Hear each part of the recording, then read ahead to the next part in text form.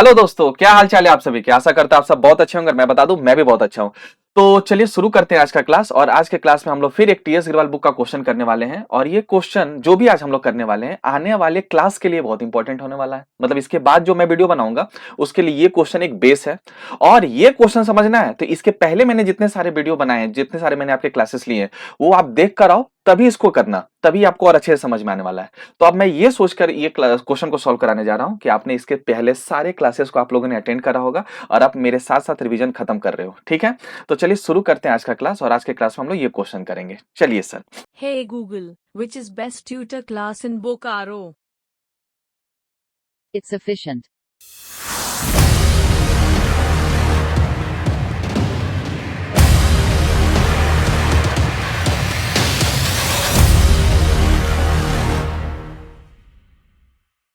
तो चलिए हम लोग क्वेश्चन शुरू करते हैं। तो क्वेश्चन में लिखा हुआ है, अमल करके एक बच्चा है जिन्होंने कितना शेयर अप्लाई करा था। The answer is 7000 share. Okay, और एक शेयर का फेस वैल्यू कितना है। सर आपको कैसे पता चला फेस वैल्यू। भाई साहब, मैं आपको शुरू से बोला कि ऑफ से लेके ईच को हम लोग क्या बोलते हैं। सर याद आ गया, ऑफ से लेके ईच को हम लोग बोलते हैं, सॉरी ऑफ से लेके ईच को हम लोग बोलते हैं फेस वैल्यू। ठीक है सर, तो हमारे पास फेस वैल्यू कितना दिया हुआ है, 10 रुपए। ओके, आगे लिखा हुआ है एट अ प्रीमियम ऑफ 5 पर शेयर। अच्छा, कंपनी आपसे सिर्फ फेस वैल्यू की कीमत ही नहीं मांग रही है, उसमें कुछ जोड़ कर मांग रही है। उसका क्या नाम है दोस्त। सर उसका नाम प्रीमियम है। और प्रीमियम हमसे कितने ले रही है कंपनी, 5 रुपए। तो मुझे बताइए ना, ये 5 रुपया हम लोगों ने प्रीमियम के नाम पे भी ऐड कर दिया। तो इस हिसाब से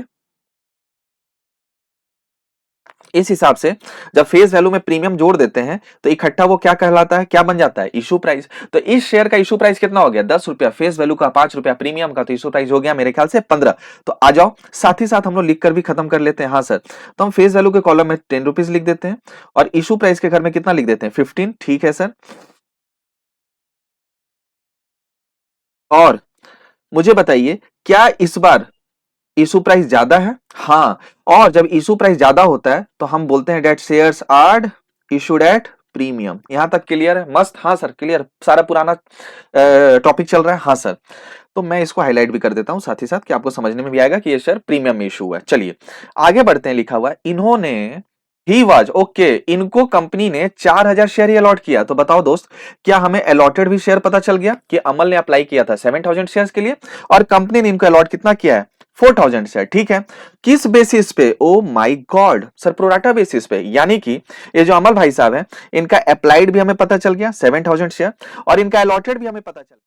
तो अमल जो है वो 7000 शेयर के लिए अप्लाई किया था, कंपनी ने उनको अलॉट कितना करा है, 4000 शेयर। तो क्या ये प्रोराटा जाति धर्म से आते हैं। हाँ सर, ये प्रोराटा जाति धर्म से आते हैं। और जब कभी भी प्रोराटा दिखता है तो मैंने आपको कसम खिलाया था कि सर हमें क्या बनाना पड़ता है। सर हमें याद आ गया, सर हमें बनाना पड़ता है वर्किंग नोट। तो मैं आपको यहाँ पे हाईलाइट कर दे रहा हूं कि याद रहेगा, क्योंकि ये प्रोराटा वाला बच्चा है तो मुझे इसका वर्किंग नोट बनाना पड़ेगा। बढ़िया सर, मस्त। आगे बताओ सर। आगे लिखा हुआ है कि आफ्टर हैविंग पेड 3 पर शेयर ऑन एप्लीकेशन। ओ, अब इनका तारीफ हो रहा है। क्या तारीफ हो रहा है कि इन्होंने पे किया है एप्लीकेशन पे। और कितना पे किया है, 3 रुपए। तो इस हिसाब से हमें यह पता चल गया कि एप्लीकेशन का कीमत कितना हो गया, 3 रुपया। और इन्होंने पे कर दिया है तो हमने टिक कर दिया, यानी कि कंपनी ने मांगा होगा और अमल भैया पे कर दिए होंगे। ठीक है सर। आगे लिखा है ही डिड नॉट पे। अब देखिए आगे लिखा है ही डिड नॉट पे। उन्होंने क्या नहीं पे करा, अलॉटमेंट मनी। और अलॉटमेंट मनी कितना नहीं पे करा, द आंसर इज 7 पर शेयर। और क्या ये 7 रुपए में ही क्या कोई छुप कर बैठा है। हाँ, तो जब मैंने एक क्वेश्चन आपके साथ करा था उसमें यह नहीं बताया था कि प्रीमियम कहां छुप कर बैठा है, तो हमने ये एज्यूम करा था कि जब प्रीमियम का अमाउंट ना पता चले कि कहां है तो हम क्या एज्यूम लेकर चलते हैं, वो कहां छुप के बैठा हुआ है, अलॉटमेंट पे। लेकिन इस क्वेश्चन में स्पेशली आपको स्टेट कर रहा है कि प्रीमियम कहां पे इंक्लूड है, द आंसर इज अलॉटमेंट पे। तो आ जाओ, साथ में हम लोग ये भी लिख लेते हैं कि भाई अलॉटमेंट का कीमत हो गया 7 रुपया और प्रीमियम कितना था। सर प्रीमियम तो यहां पर दिख रहा है 5 रुपीज। तो जब 7 रुपए में 5 रुपए हम प्रीमियम हटा लेंगे, तो 7 रुपए में 5 रुपए हम जब प्रीमियम हटा लेंगे तो आप ही बताओ अलॉटमेंट का फेस वैल्यू कितना हो जाएगा। सर अलॉटमेंट का फेस वैल्यू तो 2 रुपए हो जाएगा। ओके, बढ़िया। अब मुझे एक बात बताओ, यानी कि प्रीमियम जो है वो अलॉटमेंट में छुपा हुआ है, इसका मतलब एप्लीकेशन में तो है नहीं, पूरे के पूरे कहां पे आ गया, अलॉटमेंट में। तो क्या एप्लीकेशन का जो फेस वैल्यू है क्या वो इशू प्राइस के बराबर आ जाएगा। हाँ सर, बिल्कुल सर, ओके जी। आगे बढ़ते हैं, लिखा हुआ है and on his subsequent failure. इसका हिंदी है कि वो फिर बाद में फिर फेल कर गया। क्या देने में फेल कर गया सर? वो बाद में फेल कर गया फर्स्ट कॉल देने से। और फर्स्ट कॉल का कीमत कितना है, इशू प्राइस कितना है? The answer is 3 rupees, question में दिया हुआ है। आ जाओ, तो साथ ही साथ हम फर्स्ट कॉल के घर में जाते हैं, 3 रुपीज यहां भी लिख लेते हैं और फेस वैल्यू में भी 3 रुपीज लिख लेते हैं, क्योंकि फर्स्ट कॉल में प्रीमियम नहीं है। ओके सर, आगे बढ़िए सर। लिखा है his shares were forfeit. Oh my God, इस बदमाश बच्चे के शेयर्स को कंपनी ने कैंसिल कर दिया, जब्त कर दिया। ओके, फॉरफिट कर लिया। तो कितना फॉरफिट कर लिया सर? ये तो बड़ा चर्चा वाला विषय है। अब अमल के तो दो दिए हुए इंफॉर्मेशन शेयर्स को लेके, एक दिया है अप्लाइड वाला और एक दिया है अलॉटेड वाला। सर हम यहां पर अगर उसका शेयर फॉरफिट करेंगे तो कौन सा करेंगे, अप्लाइड वाला या अलॉटेड वाला? तो मैं बता दूं बच्चों, जब कभी भी ऐसा क्वेश्चन होगा तो हम हमेशा जो शेयर उसके फॉरफिट करेंगे, हम जब भी उसके शेयर फॉरफिट करेंगे प्यारे बच्चों, तो हमेशा हम कौन से वाले शेयर को फॉरफिट करेंगे? द आंसर इज जो उसको शेयर अलॉट हुआ है, जो उसको शेयर अलॉट हुआ है। और हमारे क्वेश्चन में अमल भैया को जो शेयर अलॉट हुआ है वो कितना हुआ है? 4000 शेयर। तो ये क्लियर हो गया कि हम 7000 नहीं करेंगे फॉरफिट, हम कितना फॉरफिट करेंगे? जो उसको अलॉट हुआ है। And the allotted share number are given is 4000 share. Clear? हाँ सर, बढ़िया, आगे बताइए सर। ओके, लिखा हुआ है कॉल्स नॉट रिसीव। जो कॉल के पैसे नहीं मिले, वो क्वेश्चन कह रहा है कि हम आगे उसको कहां ले जाकर ट्रांसफर करने वाले हैं? Calls in arrear account. मतलब बोल रहा है जब पैसे नहीं मिलते हैं तो हम किसका सहारा लेके डेबिट किए होंगे? कॉल्स इन एरियर का। तो बोलता है आज जब हम ट्रांसफर करेंगे तो फिर किस किस अकाउंट को ओपन करेंगे? Calls in arrear account. और कॉल्स इन एरियर अकाउंट को कल हमने डेबिट करा था, तो आज हम जब क्लोज करेंगे शेयर फॉर फ्यूचर के एंट्री में, तो इसी कॉल सिनेरियर को क्रेडिट करेंगे। सर आपने ये रिवाइज करा दिया है और अच्छा लगा कि आपने एक बार वापस रिकॉल करा दिया, थैंक यू थैंक यू। आगे लिखा है ये जो शेयर्स है, कौन सा शेयर? जो शेयर क्या हो चुका है? ये जो शेयर फॉरफिट हो चुका है, यानी कि नंबर ऑफ शेयर जितना फॉरफिट है, क्या उतना ही नंबर ऑफ शेयर री इशूड है?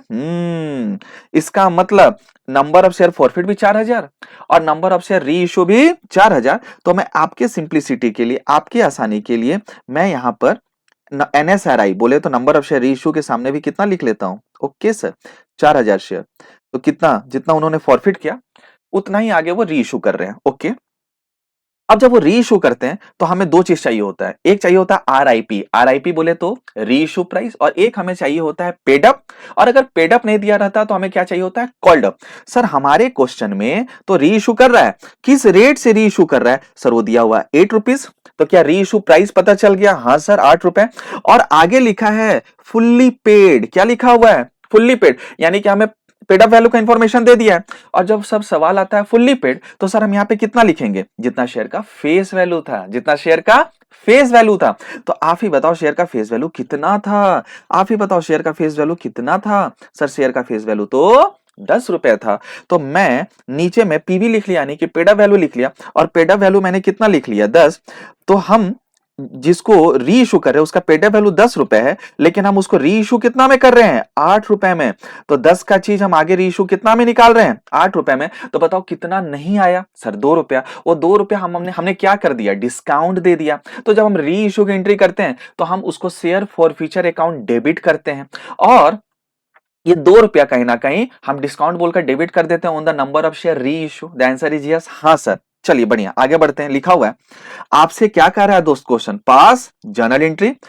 क्यों, किस चीज के लिए? To forfeiture. अच्छा, हमें फॉर फीचर का एंट्री करना है। फिर किस चीज का एंट्री करना है? री इशू का।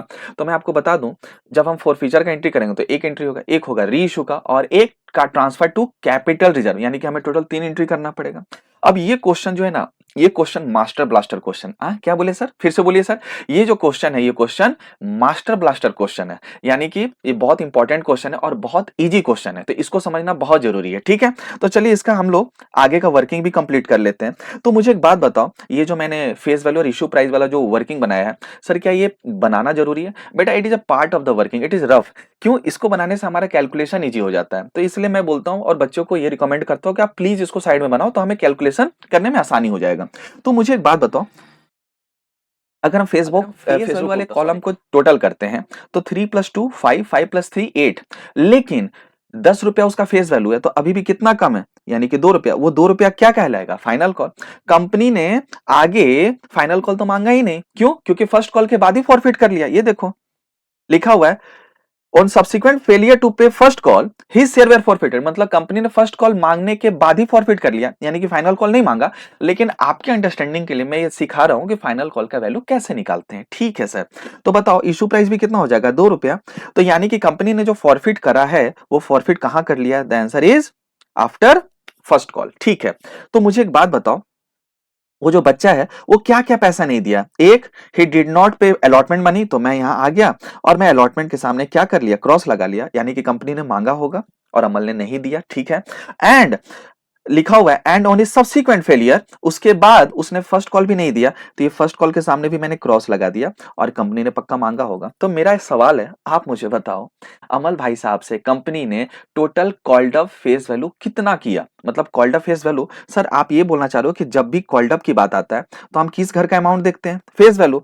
और मुझे बताओ कॉल्ड अप के सामने 3 टिक है, कॉल्ड अप के सामने 3 टिक है, लेकिन हमें जो अमाउंट देखना है वो किस घर का देखना है, फेस वैल्यू का। तो मुझे बताओ टोटल जोड़कर कितना हो रहा है, 3 + 2 + 3, यानी कि मेरे ख्याल से जो कॉल्ड अप हो रहा है इस क्वेश्चन में 8 रुपया हो रहा है। बढ़िया, अच्छे समझ में आ रहा है सर। ये क्यों बता रहे हो भैया, कॉल्ड अप फेस वैल्यू हमें फॉर फ्यूचर के एंट्री में चाहिए होता है, और जब फॉर फ्यूचर के एंट्री में हम शेयर कैपिटल लिखते हैं, डेबिट करते हैं, तो हमें वहां पे कॉल्ड अप फेस वैल्यू ही चाहिए होता है, इसलिए हमने पहले ही निकाल लिया। बढ़िया सर। अब हमें क्या करना है, पहले तो वर्किंग नोट बनाना पड़ेगा। क्यों वर्किंग नोट बनाना पड़ेगा, आप लोग एकदम गंदे बच्चे हो गए। वर्किंग नोट क्यों बना रहे हैं, क्योंकि ये प्रोराटा वाला क्वेश्चन है। हाँ सर, और आपको मैं वापस से रिकॉल करा दूं कि जब प्रोराटा का क्वेश्चन होता है तो हमें एक डायलॉग लिखना पड़ता है, एक सेंटेंस लिखना पड़ता है।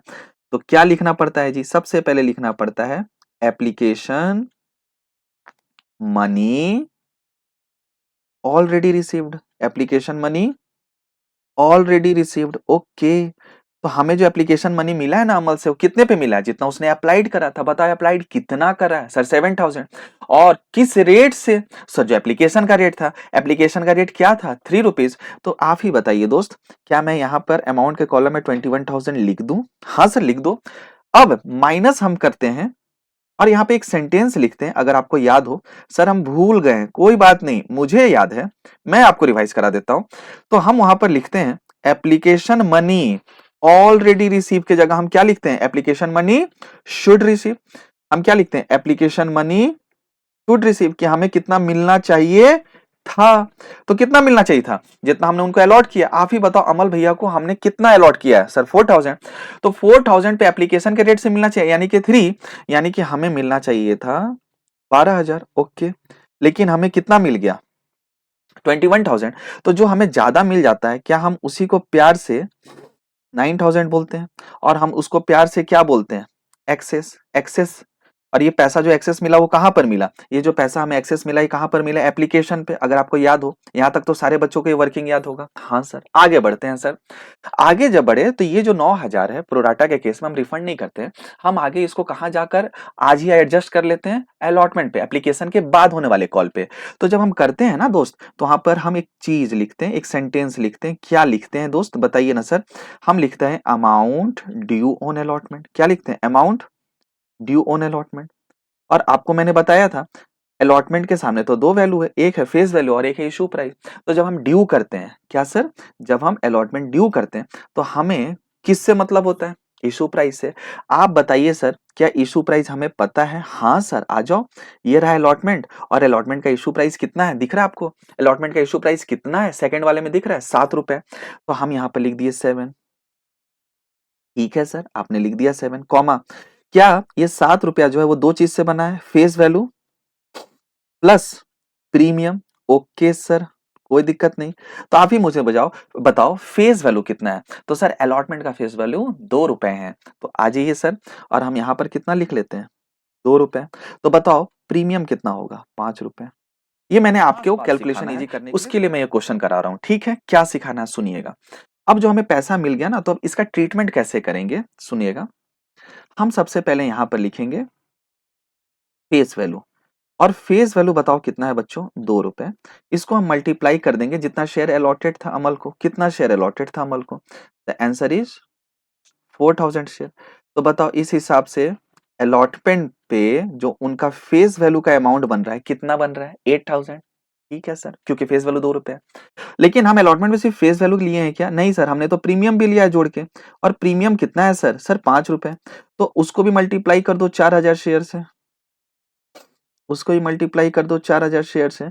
तो मुझे बताओ 4000 इंटू 5 कितना हो जाएगा? सर ये तो हो जाएगा 20,000। यहां तक कोई दिक्कत?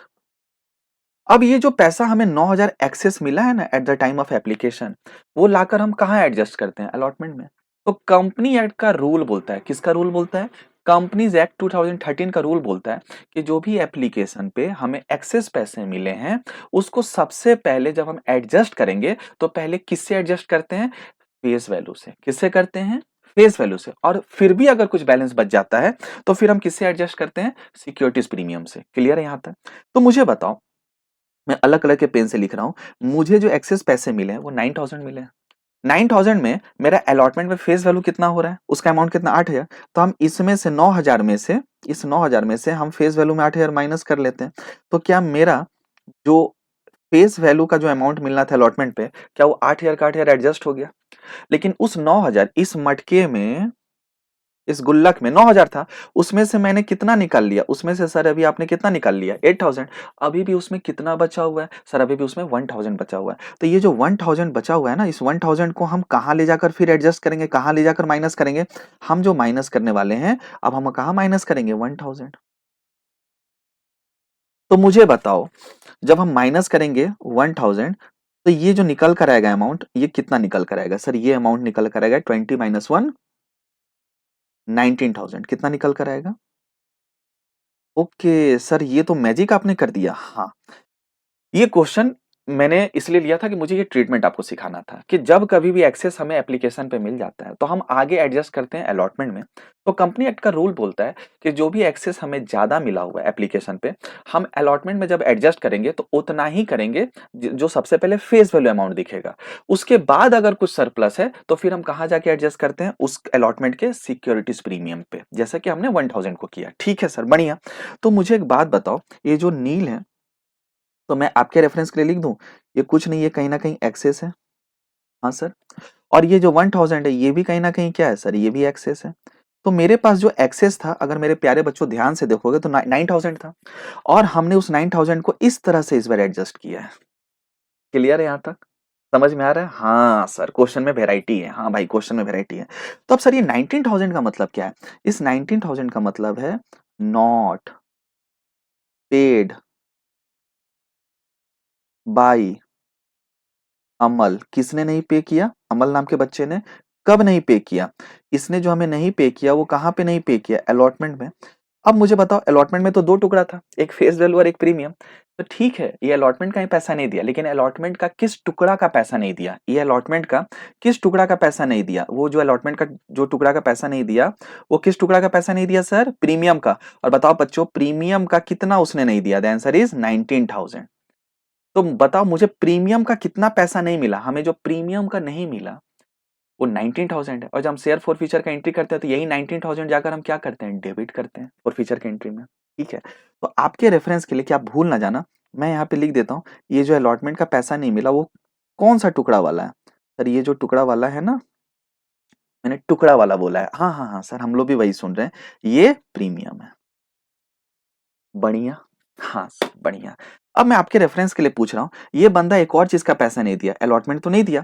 अब अगर मैं पूछूं कि अलॉटमेंट का पैसा कितना नहीं दिया, तो बताओ मेरे प्यारे दोस्तों, आप कितना बोलोगे? सर हमें वो जो नहीं दिया, वो कितना नहीं दिया? 19000। ठीक है। क्या साथ में एक और चीज का वो पैसा नहीं दिया? हाँ सर, किस चीज का पैसा नहीं दिया? वो फर्स्ट कॉल का भी नहीं दिया। और जब फर्स्ट कॉल का पैसा नहीं दिया, तो हमें उसका अगर निकालना है कि कितना नहीं दिया, तो हमें किस कॉलम का अमाउंट उठाना पड़ता है? The answer is issue price. और फर्स्ट कॉल का इशू प्राइस कितना है दोस्त? द फर्स्ट कॉल का इशू प्राइस है 3 रुपए। तो मुझे बताओ, फर्स्ट कॉल के जो पैसे नहीं दिए हैं वो भैया, तो हम लिखते हैं money not received on first call. वो कितना नहीं दिया? तो मैं बोला, उनके पास हमने अलॉट किया था 4000 चिट्ठी, मल्टीप्लाई फर्स्ट कॉल का अमाउंट कितना है? 3। तो इस हिसाब से मुझे भैया ने जो टोटल पैसे नहीं दिए, ये 12000 नहीं दिए।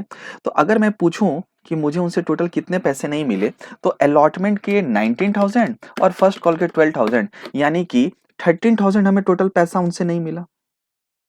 ठीक है सर, मस्त।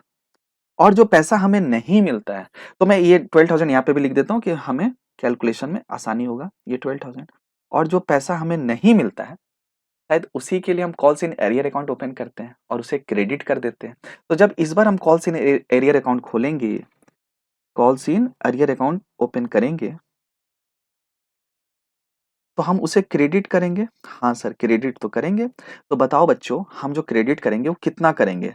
सर टोटल करेंगे 31,000। किस किस चीज के लिए? एक 19,000 अलॉटमेंट के लिए और एक 12,000। मस्त। अब हमें एंट्री करना है। हाँ सर, एंट्री करो। तो जब हम एंट्री करते हैं तो सबसे पहले हम यहाँ पे क्या लिख देंगे? Books of company. In the books of the company, जो भी नाम है, हमें इस क्वेश्चन में नहीं दिया है। ठीक है सर। और नीचे प्यार से हम क्या लिखते हैं? Journal entry. ठीक है सर। पहला एंट्री हो जाएगा शेयर फॉरफिट करने का। तो बताओ बच्चों, जब फॉरफिट करेंगे तो हम क्या लिखते हैं? Share capital account debit. Share capital account debit. हाँ sir.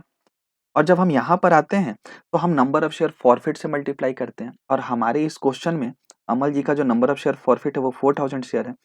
Multiply with called of face value. Called of face value, आ जाओ आ जाओ आ जाओ। ये रहा कॉल्ड ऑफ,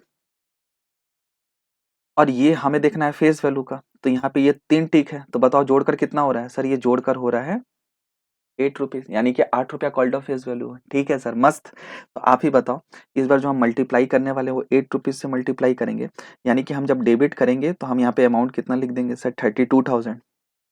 थोड़ा मेरा हैंडराइटिंग गंदा है यार, वो नर्सरी वाली मैडम का गलती है, उन्होंने मुझे जैसा सिखाया वही आज तक चलते आ रहा है। तो मुझे मुझे पता है कि मेरे हैंडराइटिंग के लिए आप मुझे माफ कर देंगे। ठीक है ना सर? हाँ सर, माफ कर देंगे। आगे एंट्री लिखाइए सर, आपके लिए सब माफ है। फिर हम आगे लिखते हैं, एक और चीज डेबिट करते हैं, एक और अकाउंट को डेबिट करते हैं। क्या नाम है उनका? Securities premium. और मैंने बोला था सिक्योरिटीज प्रीमियम तभी डेबिट होगा, मैंने बोला था सिक्योरिटीज प्रीमियम अकाउंट तभी डेबिट होगा, राइट? इफ नॉट रिसीव, हमें डेबिट तभी करना है, हमें लिखना तभी है अगर हमें प्रीमियम का पैसा ना मिले। आ जाओ दोस्त ऊपर वर्किंग में। तो क्या प्रीमियम जो था, ये जो प्रीमियम है 5 रुपए के रेट से 4,000 शेयर पे जो मिलना था, वो टोटल 20,000 था। उस 20,000 में 1,000 एक्सेस हमने माइनस कर लिया, तो हमें जो नहीं मिला प्रीमियम, वो कितना नहीं मिला? 19,000। समझ में आ रहा है क्या? तो बताओ दोस्त, क्या हम इस बार 19,000 लिख देंगे यहाँ पर, जो हमें प्रीमियम का पैसा नहीं मिला? हाँ सर। अब आप ही बताइए, हम क्रेडिट करते हैं जो पैसे हमें मिल जाते हैं, और जो मिल जाते हैं हम इसके लिए क्या लिखते हैं? Share for future account. अब हम इसका आंसर ऐसे बता रहे, कभी कभी हम बैलेंसिंग फिगर में भी ला सकते हैं। ठीक है, इसको लास्ट में ला लेंगे। और जो पैसा हमें मिल जाता है शेयर फॉर फ्यूचर, और जो हमें नहीं मिलता है उसको हम कहाँ ट्रांसफर कर देते हैं? Call scenario. तो मुझे बताओ बच्चों, ये ऑलरेडी मैंने अभी आपके साथ डिस्कस किया कि हमें जो पैसा नहीं मिला है, हमें जो पैसा नहीं मिला है वो 19,000 अलॉटमेंट का, 12,000 फर्स्ट कॉल का, यानी कि कॉल्स इन एरियर अकाउंट में जो टोटल हम ट्रांसफर करेंगे, क्रेडिट करेंगे, कितना करेंगे बच्चों? 31,000। हाँ सर। तो आइए ना, हम यहाँ पे कॉल्स इन एरियर में कितना लिख देंगे? सर हम यहाँ पे कॉल्स इन एरियर में 31,000 लिख देंगे, है ना? अब मुझे निकालना है शेयर फॉर फ्यूचर का बैलेंस, बैलेंसिंग फिगर में। तो 32 प्लस 19, 51 माइनस 31,000, यानी कि answer comes to 20,000। Answer comes to 20,000। Answer comes to 20,000। मस्त मक्खन। तो मैं साथ ही साथ शेयर फॉर फ्यूचर को हाईलाइट कर लेता हूँ और इसके बैलेंस को भी हाईलाइट कर लेता हूँ। ठीक है सर। और अब आप मुझे बताइए सर, इसका नरेशन लिख दो। चलो जी, नरेशन के लिए मैं दूसरे कलर का पेन ले लेता हूँ। बिंग 4,000 तो मैं नहीं लिख रहा हूं, मैं बस लिख रहा हूं बिंग शेयर्स फॉरफिटेड। हाँ सर। अब हम आते हैं सेकंड वाली एंट्री में। अब सेकंड एंट्री री इशू का आता है। तो सर री इशू का एंट्री क्या होता है? तो री इशू में हम करते हैं bank account dot dot dot debit, और यहाँ पर हम यहाँ पर जो बैंक में डेबिट करने वाले हैं, क्या डेबिट करने वाले हैं? जितना नंबर ऑफ शेयर हमने री इशू करा होगा और जो उसका री इशू प्राइस होगा। तो आओ ऊपर क्वेश्चन में देखते हैं, क्या हमें नंबर ऑफ शेयर री इशू पता चल चुका है? हाँ सर, हमें नंबर ऑफ शेयर री इशू कितना पता चल चुका है? 4,000 शेयर। और री इशू प्राइस कितना दिया हुआ था क्वेश्चन में? 8 रुपीज। चलिए, तो हम यहाँ पर आते हैं और हम यहाँ पर लिख लेते हैं 4000 शेयर्स जो नंबर ऑफ शेयर री इशू है, मल्टीप्लाई विथ ₹8 क्योंकि ये री इशू प्राइस है, तो मुझे बताइए ये कितना हो जाएगा सर? 32,000। मस्त। हाँ सर। फिर हमें कुछ क्रेडिट भी करना पड़ता है। हाँ सर। क्या लिखते हैं? To share capital. और शेयर कैपिटल अकाउंट का वैल्यू कैसे निकलता है? तो हम इसके लिए मल्टीप्लाई करते हैं 4000 shares multiply with rupees paid up. If paid up is not given then we will shift to called up. आओ देखते हैं दोस्त क्वेश्चन में क्या दिया हुआ है। तो सर क्वेश्चन में तो आपने बताया था कि इस बार हमें क्या दिया हुआ है? Fully paid. और जब फुल्ली पेड होता है तो आपने अभी सिखाया था कि जब फुल्ली पेड अप होता है तो हमें वहां पे कितना उठाकर लिखना है? जल्दी मुझे बताओ, जल्दी। दिख रहा? सर फुल्ली पेड अप में हमें 10 रुपए लिखने हैं। तो आ जाओ, हम यहाँ पर कितना लिख देंगे? ₹10 और ब्रैकेट क्लोज। तो मुझे बताओ यहाँ पर अमाउंट कितना हो जाएगा? सर 40,000। ठीक है। अब मुझे बताओ, अभी भी कुछ बैलेंसिंग फिगर में आंसर आ रहा है क्या? हाँ, कितना आ रहा है? 8,000। मतलब 40,000 का चीज हमने जब री इशू करा तो हमारे बैंक में, हमारा कौन, हम कंपनी के अकाउंट में सिर्फ 32,000 आया। कितना नहीं आया? 8,000। तो जो नहीं आया उसको हम कहाँ ट्रांसफर कर देते हैं सर? उसको हम ट्रांसफर कर देते हैं शेयर फॉर फीचर में। ठीक। और ये कैसे निकला? तो भाई मैंने बोला कुछ नहीं, बड़ा आसान है। 4,000 शेयर मल्टीप्लाई विथ ₹2। तो मैं ये शेयर फॉर फ्यूचर जो डेबिट हो रखा है इसको भी हाईलाइट कर लेता हूँ। हाँ सर। अब लास्ट एंट्री क्या है? लास्ट एंट्री में हमें ट्रांसफर टू कैपिटल रिजर्व करना है। तो जब हम ट्रांसफर टू कैपिटल रिजर्व करते हैं ना, तो हम यहाँ पर लिखते हैं share for future account debit.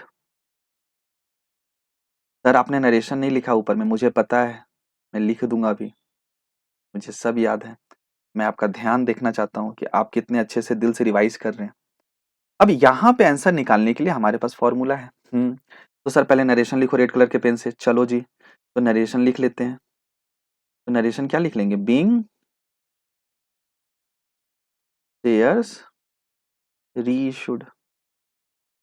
ठीक है जी। और सर इसका नरेशन क्या होगा? इसका नरेशन होता है being gain on reissue transfer to capital reserve. ठीक है सर। अब इसका अमाउंट कैसे निकलेगा? तो इसके लिए मैं अलग कलर का पेन ले लेता हूं। मैंने फॉर्मूला बताया था, जब हम फॉर फीचर का एंट्री किए थे तो शेयर फॉरफिट क्रेडिट हुआ था। वो वाला अमाउंट ले लो, multiply with number of share reissue divide by number of share forfeit bracket में, माइनस जब हमने री इशू करा था डिस्काउंट पे तो शेयर फॉरफिट अकाउंट डेबिट हुआ होगा, वो ले लो। सॉल्व करने के बाद जो आंसर आता है ना, वो किसका आंसर कहलाता है? वो आंसर कहलाता है सर कैपिटल रिजर्व। तो अब आप मुझे बताइएगा सर, हाँ पूछिए ना सर, आप पूछते ही तो नहीं है। बताइए शेयर फॉरफिट क्रेडिट आपको दिख रहा है पहले एंट्री में? हाँ, कितना दिख रहा है सर? पहले एंट्री में शेयर फॉरफिट क्रेडिट 20,000 से दिख रहा है। तो आइए ना सर, क्या हम यहाँ पे 20,000 लिख दें? हाँ। नंबर ऑफ शेयर री इशू, हमने कितना नंबर ऑफ शेयर का री इशू निकाला था? The answer is 4,000 share. हमने कितना शेयर फॉरफिट कर लिया? The answer is 4,000। मैंने इसको ब्रैकेट में ले लिया, माइनस अब शेयर फॉरफिट डेबिट कहाँ होगा सर? सेकंड एंट्री में मिलेगा। आ जाओ, सेकंड एंट्री में शेयर फॉरफिट डेबिट दिख रहा है क्या सारे बच्चों को? हाँ सर। कितना दिख रहा है सर? सर दिख रहा है 8,000। आ जाओ जी, हम यहाँ पर लिख लेंगे ₹8,000। ठीक। मुझे बताओ, ये 4,000 कट गए तो कितने हो गए? 20,000 माइनस ₹8,000। तो मुझे बताओ ये जो आंसर आया, वो कितना आ गया? 12,000। और ये 12,000 जो है कि हम यहाँ पर लिख देंगे। हाँ सर।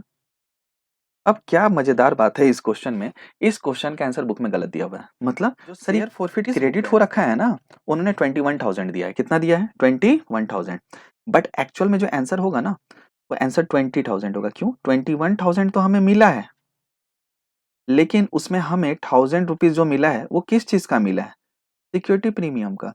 तो जब भी हम शेयर फॉर फ्यूचर का अमाउंट लिखते हैं तो आपको पता होना चाहिए, मैं आपको फिर से याद दिला दूं, हम जब भी लिखते हैं कैसे लिखते हैं? कौन सा अमाउंट लिखते हैं? फेस वैल्यू वाला। तो उसमें 1000 रुपीज माइनस नहीं किया हुआ है, इसलिए आंसर में आपके किताब में, आपके बुक में 21,000 दिखेगा, but the correct answer is 20,000। तो इसको आप रेक्टिफाई कर लेना, करेक्ट कर लेना। और इसकी वजह से इसका असर कैपिटल रिजर्व वाली एंट्री, थर्ड वाली एंट्री में भी पड़ेगा। तो बुक में 13,000 दिया, बट एक्चुअल में आंसर कितना हो जाएगा? 12,000। ठीक है। तो मैंने एक अच्छा सा, सुंदर सा, सुशील सा, हंसमुख सा, गोरा सा, चिट्टा सा, हैंडसम सा और ब्यूटीफुल सा क्वेश्चन आपके साथ डिस्कस करा है, जो आपके बुक का, टीएस गिरवाल बुक का था। तो होप सो आपको अच्छे से रिवाइज हुआ होगा और आपको समझ में आया होगा। तो आज का क्लास इतना ही रखते हैं, मिलते हैं अगले क्लास में। तब तक के लिए आप अपना ख्याल रखिए। Take care, bye bye.